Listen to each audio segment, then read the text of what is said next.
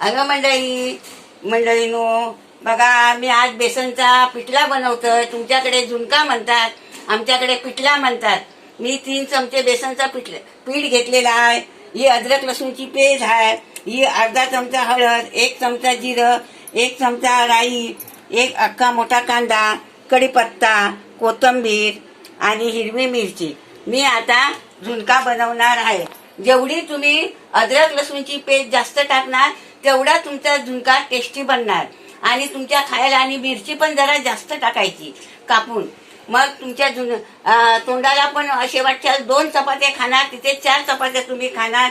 मी आता गॅस पेटवते, कढई ठेवते आणि आता या झुणक्याला फोडणी देते. आता मी कढई ठेवलंय, त्याच्यामध्ये तेल टाकलंय.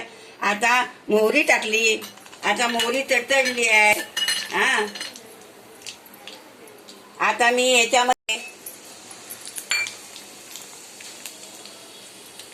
याच्यामध्ये मी कांदा टाकणार आहे. कांदा, कढीपत्ता मी 1 चमचीच टाकते.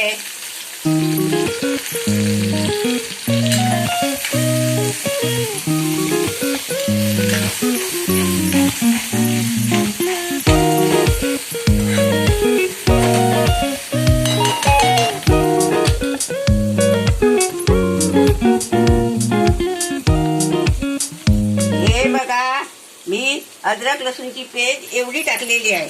ऐकला? जेवढी अद्रक लसूणची पेस्ट जास्त टाकणार तेवढाच तुमचा झुणका चांगला बनणार आणि खायला एकदम टेस्टी. तुम्ही आता मी मिरची टाकते आतमध्ये. हा कांदा जरा कच्चाच ठेवायचा, जास्त भाजायचा नाही, लाल करायचा नाही. हा कांदा जरा कच्चाच ठेवायचा आणि जरा खरपून त्याला जरासं भाजल्यासारखं करायचं. आणि नंतर आपण कालवलेलं बेसन आतमध्ये टाकायचं.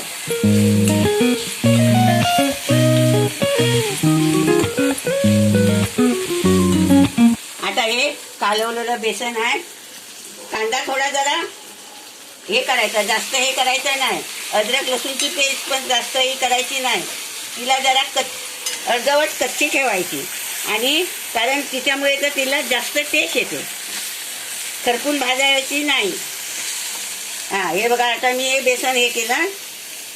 आता मी एवढाच झुणका बनवणार आहे पिठलं. मंडळीनो, झुणका माझा झाला. आता वरती कोथिंबीर टाकते आणि आता गॅस बंद करून उतरून ठेवते. आणि आम्ही आता खायला घेणार.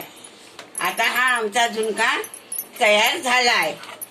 तेव्हा आता मी ही गॅस बंद करणार आणि झुणका खायला घेणार. मंडळीनो, बघा हा झुणका कसा झालाय आणि त्याचा स्वाद कसा येतो हा तुम्ही बघा.